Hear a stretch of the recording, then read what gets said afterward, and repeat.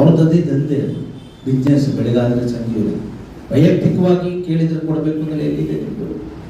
ಯಾಕೆ ಕೊಡ್ತೀರಿ? ಅಥವಾ ನೀವು ಅವರ ಜೊತೆ ಸೇರ್ಕೊಂಡು ರಾಜಕಾರಣ ಮಾಡ್ತೀರೋ? ನಿಮ್ಮನ್ನ ನೀವು ಮಾರ್ಕೊಂಡಾಗ ನೀವು ಎಲ್ಲರಿಗೂ ಹೆದರ್ಬೇಕಾಗ್ತದೆ.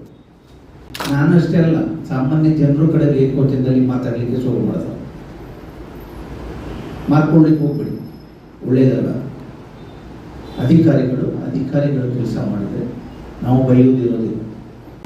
ನೀವು ಹೀಗೆ ಮಾಡಬೇಕು ಅಂದರೆ ಒಂದು ಮಾನದಂಡ ಇದೆ. ಅದು ಬಿಟ್ಟು ಮಾಡಿ ಅಂದರೆ ಯಾರಾದ್ರೂ ಹೇಳಿದ್ರೆ ಹೇಳಿ ನೋಡೋದು. ಮಾಹಿತಿ ಕೇಳಿದ ತಕ್ಷಣ ಅಯ್ಯೋ ಏನೋ ಹೋಗ್ತದೆ, ನಿಮ್ಗೆ ಯಾಕ್ರಿ ಬೇಕು? ಏನ್ ನಡೀತಾ ಇದೆ ಗೊತ್ತಿಲ್ವಾ?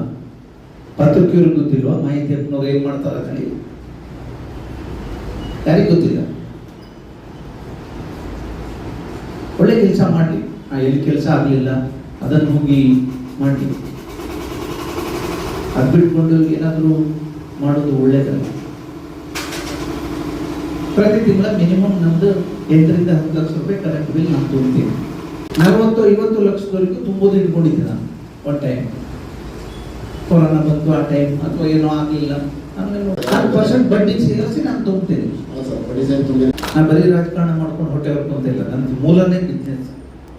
ಎಲ್ಲ ಅಧಿಕಾರಿಗಳು ಏನಾದ್ರೆ ನೋಡ್ಕೊಳ್ತೀನಿ ನಾನು, ತಲೆಬಿಸಿ ಮಾಡ್ಕೊಂಬೇಡಿ. ತಪ್ಪು ಮಾಡಿದ್ರೆ ನಾನೇ ಸುಮ್ಮನೆ ಇರೋದಿಲ್ಲ, ನೀವು ಮನೆಗೆ ಹೋಗ್ತೀರಿ ಅಷ್ಟೇ. ಕೆಲವು ಆಫೀಸಲ್ಲೂ ಶುರುವಾಗಿದೆ, ಹಾಸ್ಪಿಟಲಲ್ಲೂ ಶುರುವಾಗಿದೆ ರಾಜಕಾರಣ. ಇದು ಫಸ್ಟ್, ಇದು ಲಾಸ್ಟ್. ಯಾವುದೇ ಇಲಾಖೆಯಲ್ಲಿ ರಾಜಕಾರಣ ಮಾಡಿದ್ರೆ ಈ ಜಿಲ್ಲೆಯಲ್ಲಿ ಇಟ್ಕೊಡೋದಿಲ್ಲ, ಕಳಿಸ್ಬಿಡ್ತೀನಿ ಅಷ್ಟೇ. ಅವ್ರಿಗೆ ಆಗೋದಿಲ್ಲ ಅಂದ್ಗಳಿಗೆ ಎ ಸಿ ಆಫೀಸಲ್ಲಿ ಇದ್ದವ್ರಿಗೆ ಅಷ್ಟು ನೀವು ಟ್ರಾನ್ಸ್ಫರ್ ಮಾಡಬೇಕು ಅಂತೇಳಿ ಹೋಗಿ ಕೂತ್ಕೊಂಡ್ರು. ಇವ್ರು ಯಾರು ಕೇಳಲಿಕ್ಕೆ? 4 ಜನಕ್ಕೆ ಸಹಾಯ ಸಹಕಾರ ಮಾಡೋಕೆ ಸಂಘ ಸಂಸ್ಥೆ ಬೇಕು. ಉಪದ್ರ ಕೊಡೋಕಲ್ಲ, ಉಚೋಲಿ ಮಾಡೋಕಲ್ಲ.